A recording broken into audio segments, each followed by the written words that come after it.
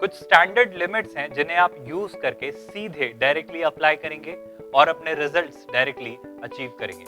इन limits को directly आप use करिए और विद इन अ मिनट आप अपने मेंस और एडवांस में पूछे गए क्वेश्चंस को सॉल्व कर सकते हैं। फॉर एग्जांपल, एक स्टैंडर्ड लिमिट है x minus sine x upon x cube. अब जब भी आप इसे अपने क्वेश्चन में इनकाउंटर करते हैं, आप सीधे इसे 1/6 से रिप्लेस कर सकते हैं। इसका बेहद साधारण सा प्रूफ आप टेलर सीरीज से भी देख सकते हैं, जहां हम जानते हैं कि साइन एक्स का अगर मैं एक्सपांशन देखूं तो वो दिया जाता है x minus x cube by 3 factorial plus x to the power 5 by 5 factorial and so on. अब अगर आप देखें कि अगर आप इसे x में से सबट्रैक्ट कर रहे हैं तो x वाला टर्म कैंसिल हो जाएगा और ये माइनस होकर प्लस हो जाएगा, और अगर आप देखें तो x क्यूब इस x क्यूब को एलिमिनेट करेगा और ये 3 फैक्टोरियल आपको 6 देगा।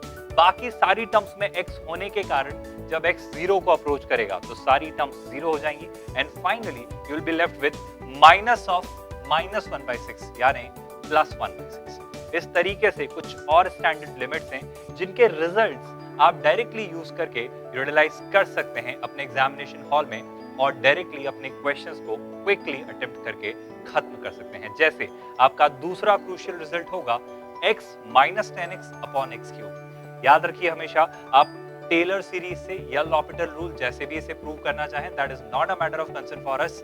हमारा कंसिडरेशन ये होगा कि इसे कैसे इनकाउंटर किया जाए या क्वेश्चन में कहां क्रिएट होती है, और जब भी आप ऐसा कुछ एक्सप्रेशन देखें आप सीधे इस -1/3 से रिप्लेस करिए। Now coming to this e to the power x minus 1 minus x upon x square. ये भी एक स्टैंडर्ड लिमिट है जो आपके क्वेश्चंस में क्रिएट होती है, और जब भी आप ऐसा कुछ एक्सप्रेशन देखें, माइंड यू एवरीवन, इन सब लिमिट्स में जो आपका x है वेरिएबल है वो 0 को अप्रोच कर रहा है, तो जब भी ये फॉर्म आपकी क्रिएट होती है आप इसे सीधे 1/2 से रिप्लेस कर सकते हैं। Coming towards the fourth standard limit e to the power x minus e to the power minus x minus 2x divided by x cube. ये भी एक स्टैंडर्ड लिमिट है। जब आपका x 0 को अप्रोच करे तो आप इसे 1/3 से रिप्लेस करके डायरेक्टली रिजल्ट्स लिखकर अपने क्वेश्चंस को क्विकली सॉल्व कर सकते हैं।